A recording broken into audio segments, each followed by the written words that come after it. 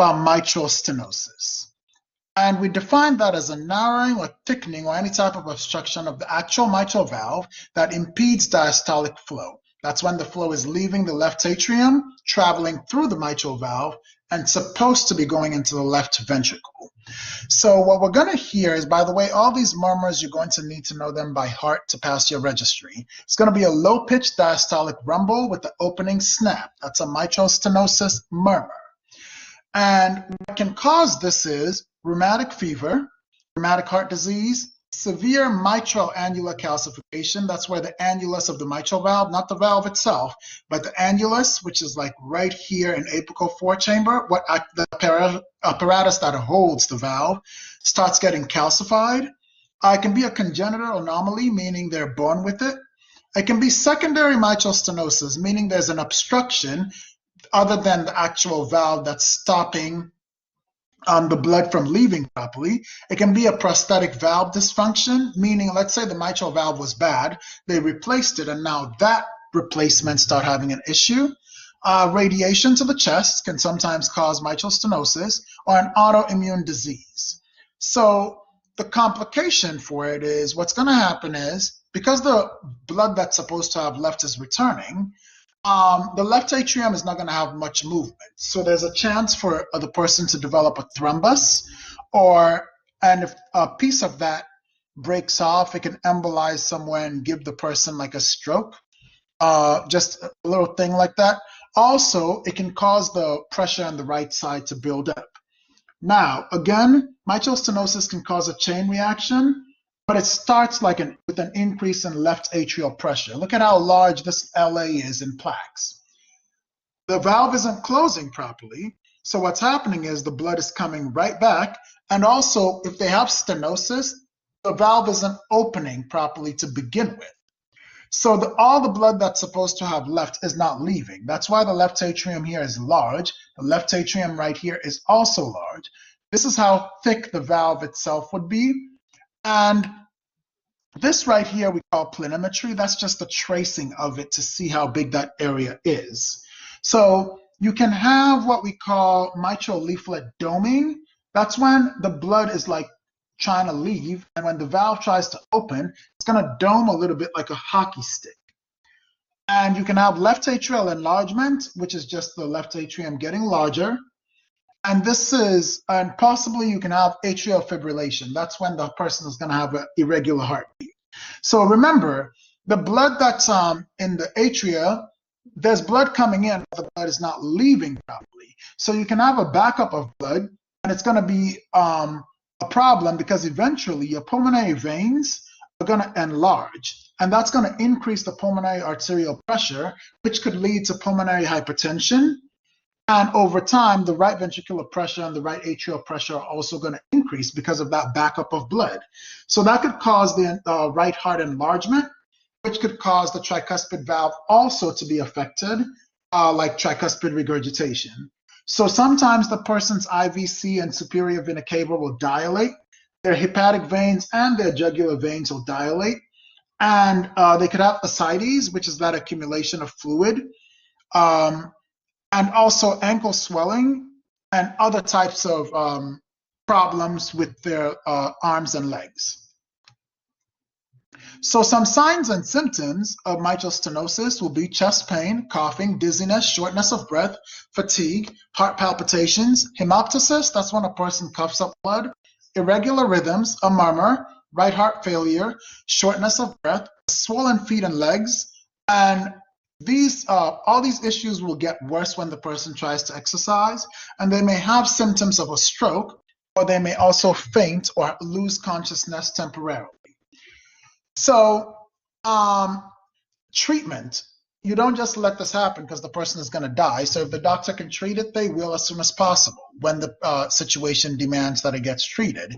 They can do the PMBV, which is percutaneous mitral balloon valvulotomy, but this can only be done if the valve is pliable and it's not calcified because they're afraid of embolization at that point. So they can do open valvuloplasty, that's when, or a surgical mesorectomy. And again, the point is to open the valve to make it work properly. Worst case scenario, they would do a mitral valve replacement if the valve is not savable on its own. Now, whenever they prefer the percutaneous mitral balloon valvulotomy, the patient has to meet the criteria, meaning the patient is in otherwise good condition and the valve is in good condition. It's not opening properly, but it is not calcified. They cannot do PMBV if there's calcification. The person has to have like moderate to severe mitral regurgitation, and the left atrium has to be free of any type of thrombus. They have to meet all three of these. So the valve anatomy has to be in good condition. The valve cannot be calcified. They have to have moderate to severe mitral regurgitation, and the left atrium cannot have any stenosis whatsoever. So when we look at echo, what we're going to see is a few of these things right here. And this is just a list of, oh, I'm sorry, let me go back. This is just a list of the numbers that are matching right here. These are real echo pictures that I've put for you. You're going to have the anterior mitral valve leaflet and diastolic doming, which is that hockey stick sign. This is in plaques. So this is the anterior mitral valve leaflet and the posterior mitral valve leaflet. So this is the hockey stick sign that they're trying to show you right here. You can have thickened leaflets, which you don't really see right here, but these are pretty thick right here. You can have decreased mitral valve area.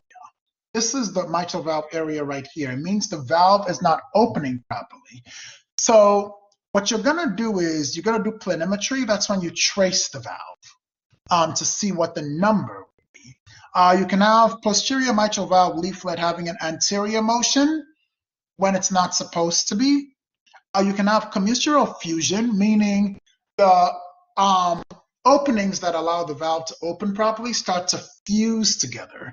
You can have chordae tendinity thickening, and that's when these cords that are holding the valve itself become thick, so they make it even harder for the valve to open. You can have left atrial enlargement. Obviously, this left atrium is huge. You can have LA spontaneous echo contrast, which is what they're showing right here.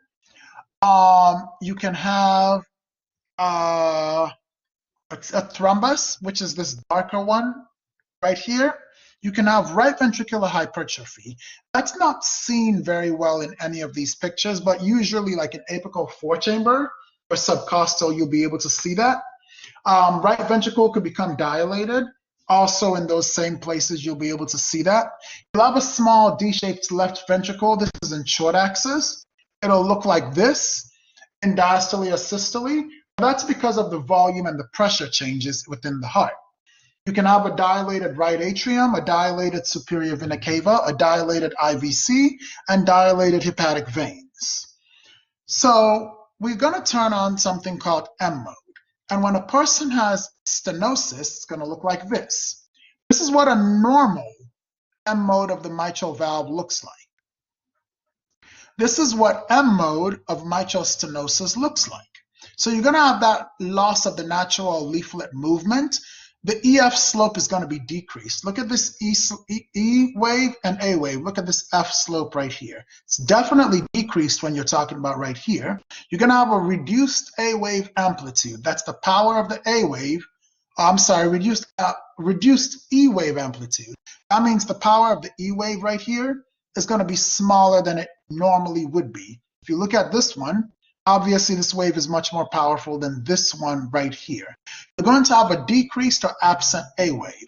The A wave will definitely be decreased, but if you have severe stenosis, it won't be there at all.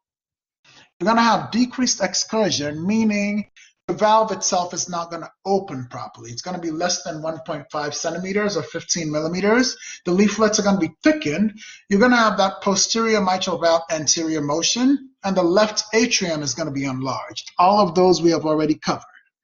So in apical four-chamber, this is what you will see. Look how large the atria is. Look how small the ventricle is. It's because blood is entering through the pulmonary veins, but it can't leave because of the thickened valves. So again, when you put pulse wave or continuous wave Doppler, if you have mitral stenosis or tricuspid stenosis, the flow is going to be above the baseline. If you have tricuspid regurgitation or mitral regurgitation, the flow will be below the line. But When you turn on color flow Doppler for a person who have mitral stenosis, the flow is going to be turbulent, and that's the flow that's going to be traveling from the left atrium. Because remember, the flow can't really leave properly, so when it finally gets to the ventricle, it's like, oh, I can breathe. So it does little cartwheels, we can call it that. And there's going to be definitely turbulence there, and the mitral valve itself is going to be narrowed, and if the valve is not closing properly, there's a large chance that it's not opening properly. And if it's not opening properly and not closing properly, the person could definitely have mitral regurgitation. So keep that in mind. All right. All right, so a person doesn't just have like acute mitral stenosis or regurgitation. Sometimes they may have chronic mitral stenosis, meaning they've had it for a while and that maybe they didn't go to the hospital or get it treated. Sometimes the treatment can be expensive, so sometimes people just don't go get it done. If the person's mitral stenosis is chronic, they may develop pulmonary hypertension. And what we're going to see is they're going to have right ventricular hypertrophy. The right ventricle is going to be huge. Just kind of like what we saw right here. Oh, I'm sorry. This is not a good picture. Sometimes the right ventricle will be huge like this, not just the right atrium. Because if there's backup of blood, it's going to affect the right ventricle eventually. I should have had a better picture.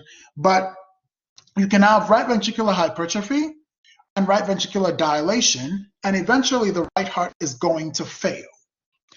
So because of that right ventricular pressure increasing, that's going to flatten that interatrial and interventricular septum, mostly the interventricular septum. And it's going to look like a D-shaped, but this is just showing that there's increased pressure in the right side. It shouldn't look like a D.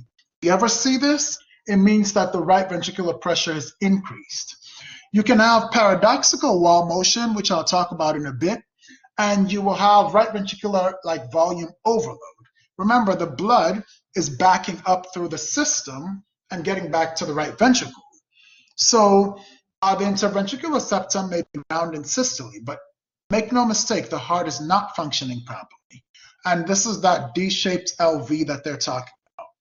So again, if you have chronic mitral stenosis with pulmonary hypertension, what you're going to find is right ventricular hypertrophy, right ventricular dilation, a flattened interventricular septum, a small D-shaped left ventricle, which is what they're showing right here, and the diagram right here, and they may have pericardial effusion, and that's fluid around the heart. That is what this arrow right here is showing. All right, so we're going to turn on M mode. I don't personally use this, but the book talks about it, so we'll talk about it. And these are the numbers that coincide with what's in your book. So this is what M mode looks like. This is the M mode of the book, and this is what real M mode would look like. But the mitral valve will be somewhere over here.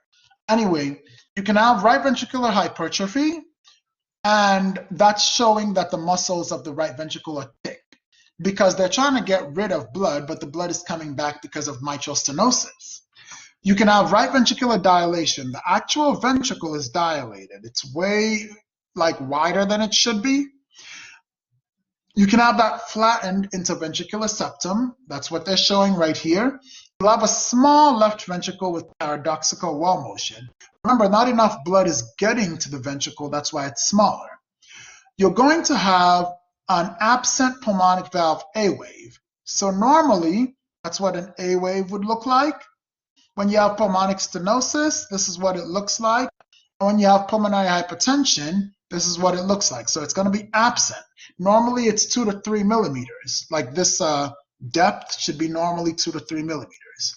And you're going to have that pulmonic mid-systolic closure, which is this right here, which we call the flying W. You can have a dilated pulmonary artery, dilated IVC, that's the inferior vena cava. And when the person takes a sharp sniff in through their nose, the IVC is not going to collapse fully. So it'd be decreased. And then the hepatic veins are going to be huge. So when we talk about paradoxical wall motion, That means that the wall is going to move parallel to each other like a wave rather than squeezing together. When one moves left, the other moves left. So just keep that in mind. Now, this is what mitral stenosis looks like in real echo. Your book has it looking like this, but it looks more like an M when you put the continuous wave Doppler on there. So when you use the continuous wave Doppler, you're going to have an increased peak velocity of the E wave. You're going to have a flatter EF slope. That's what's showing right here. The worse the stenosis gets. And you're going to have an absent A wave. So sometimes when it gets really bad to where the valves are just not opening properly, this A wave right here is going to go away. And we always want to compare views and measure it in as many views as we can. And also make sure we increase the sweep speed so the picture can get bigger so the doctor will be able to see better. Now, there's a few things we do. We do the planimetry where we trace this, and then we get the pressure half-time, where we draw a line from here to here. We do not return to the baseline because this is a measurement of the slope and not time. When we use pulse wave Doppler, we measure time. So we go from here all the way down. When we do stenosis, we don't go all the way down because slope is what we are measuring.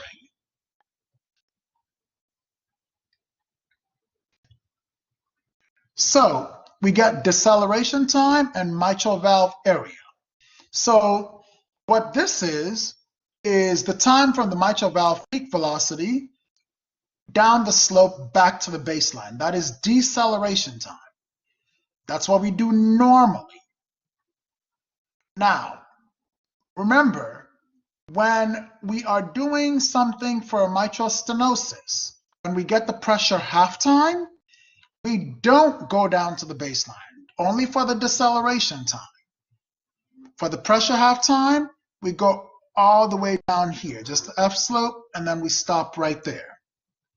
So there's a few different things we need to measure to get the mitral valve area for mitral stenosis. We get the pressure half-time, and that's the time in milliseconds between the maximum mitral gradient in early diastole and the point at which the gradient is half of the maximum value. That's why we go from here to here and don't go any further.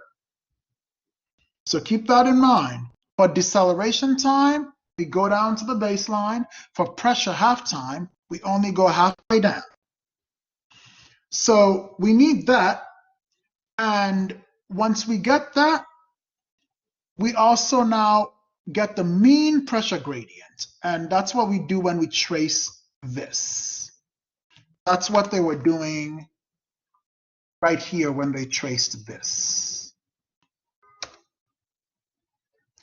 Okay, so the mean pressure gradient across the mitral valve, we measure it in the apical forechamber.